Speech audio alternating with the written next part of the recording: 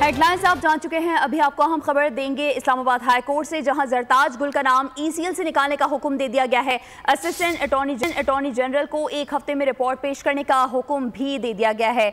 छोटे इल्जामात हैं और नाम ECL में डाल देते हैं अदालत के रिमार्क्स, जबकि अभी नाम निकाल रहे हैं, आइंदा इनको बुलाएंगे जो मंजूरी देते हैं। जस्टिस तारिक महमूद जहांगीरी ने केस की समाअत की। मजीद तफसीलात जानेंगे मोहम्मद आलिजा से। आलिजा, आगाह कीजिएगा।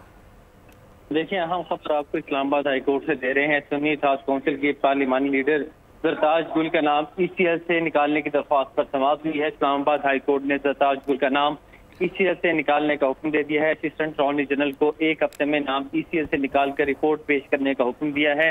जरताज गुल इस्लामाबाद हाई कोर्ट में पेश हुई।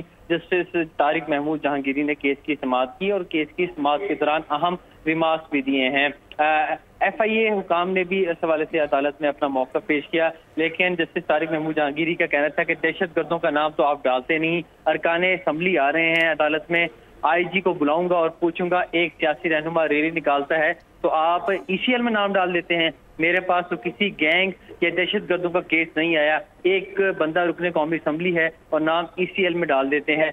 कोई है पूछने वाला जो नाम ECL में शामिल करने की सिफारिश करते हैं? इन पर कौन से केसेस हैं?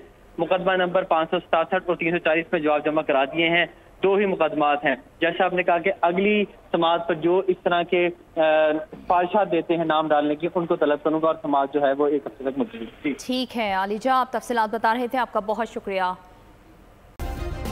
सब्सक्राइब करें और बेल दबाएं ताकि कोई खबर रह न जाए।